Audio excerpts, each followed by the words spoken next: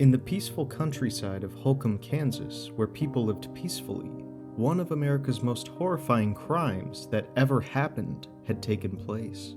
They were murders that shocked America, and 50 years ago tonight, it is, to this day, one of the most haunting and traumatizing tales that ever happened. A tale so terrifying and intriguing in itself that movies and books were made on the same. Now, let's rewind the time back a little to the late 1950s, find out what actually happened, and try to uncover the mystery behind the murder. This is the tragic tale of the Clutter family. November 15th, 1959. A haunting story of the murder of the Clutter family had unfolded. Holcomb was a small, tight-knit town and was quite a well-known place for being safe and a town filled with tranquility. The Clutter family was well known around in their area and a well-liked family in Holcomb, Kansas. Herb Clutter, the patriarch, was a successful farmer in western Kansas who managed River Valley Farm. His wife, Bonnie, was a homemaker and mother to 4 children: Ivana, Beverly, Nancy, and Kenyon.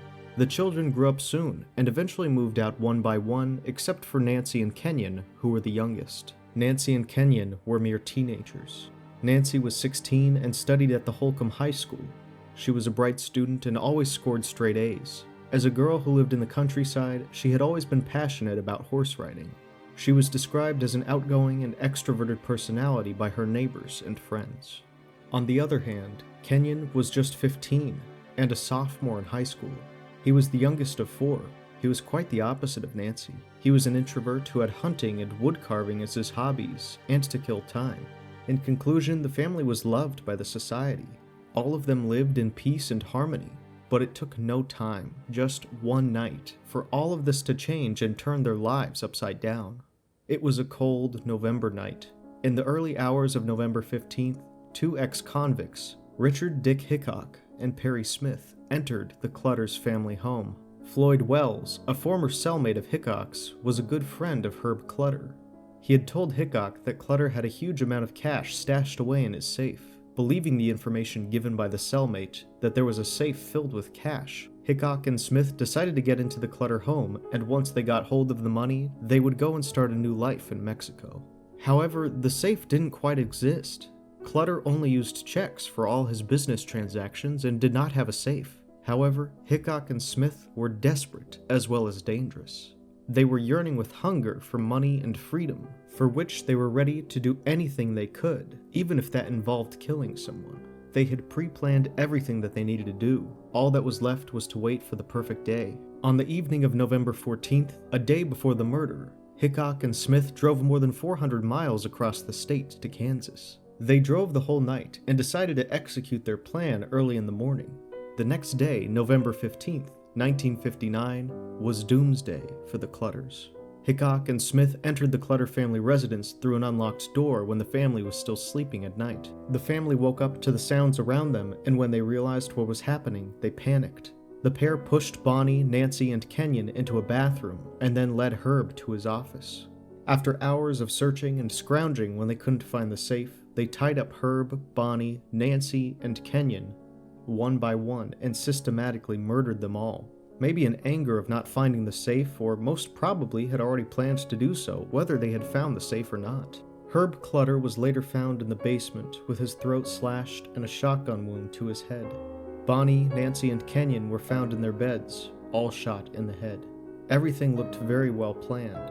First, they tied Bonnie and Nancy, and both of them were tucked in their beds. They took the men to the basement, both of whom were gagged. Kenyon's hands were tied with ropes behind his back and was found bound to an overboard steam pipe in the furnace room. Herb was tied and pushed down onto a mattress box on the concrete floor. Smith was already known for his unstable mental state and short temper. When they couldn't find the safe, he got angry and frustrated, which resulted in the slitting of Herb's throat and then shooting him in the head, all done with no hesitation. They then went upstairs and shot both Bonnie and Kenyon. After the incident, both of them fled the crime scene and took some of their belongings with them, like a pair of binoculars, a radio, and about $50 in cash. The news of the murders spread rapidly around the area, leaving the Holcomb community shocked. The seemingly random and brutal nature of the crime seemed unbelievable and chilling to the residents. Who would commit such a brutal act without batting an eye? Law enforcement was under immense stress and pressure to solve the case. The Clutter family murder investigation was led by the Kansas Bureau of Investigation's Alvin Dewey. Lo and behold, it took him no time to figure out who the culprits might be. It all quickly zeroed down to Hickock and Smith. All the forensic pieces of evidence, including a bloody boot print, led to their capture in Las Vegas on the 30th of December 1959. After their arrest, Hickock and Smith confessed to the murders pretty easily, but their accounts differed in certain details. Smith even claimed that he had to stop Hickock from raping Nancy. Both men were charged, tried, and found guilty of the Clutter family murders, and were later sentenced to death. The trial took place in March in the year of 1960 and attracted a lot of public attention. It inspired Truman Capote, an acclaimed author who had attended the trial alongside his friend Harper Lee. Capote was curious about the case and was intrigued to know more about the whole incident. His interest in this case led to extensive interviews with Hickock and Smith, as well as the residents of Holcomb, which formed the basis and solid foundation for his groundbreaking novel release, In Cold Blood. In Cold Blood, published in the year 1966, was one of the first true crime novels, blending the arts of meticulous reporting with novelistic storytelling. His portrayal of Hickock and Smith brought a humanizing as well as controversial perspective to the killers, sparking debates about the death penalty and criminal psychology, and bringing the case into the spotlight. Later on, various movies were released adapting the case from his novel with their own perspectives shown and displayed. After years of appeals, Hickock and Smith were finally executed by hanging at the Kansas State Penitentiary on April 14, 1965. That's right, Chris. The news director at our satellite station, KUPK, was a media witness to the hanging of the two men who killed 4 members of the Clutter family in 1959. The executions had marked the end of a harrowing chapter for the Clutter family and the Holcomb people. He was very well thought of in agriculture. The family made a big difference in Garden City and was well respected. And it was devastating, the Sunday morning when we heard the word.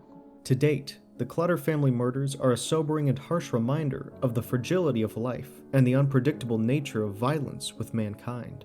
More than 1,000 people mourned at the funeral for the peace of the family. Life is very hard to predict, or one could even say that life can never be predicted.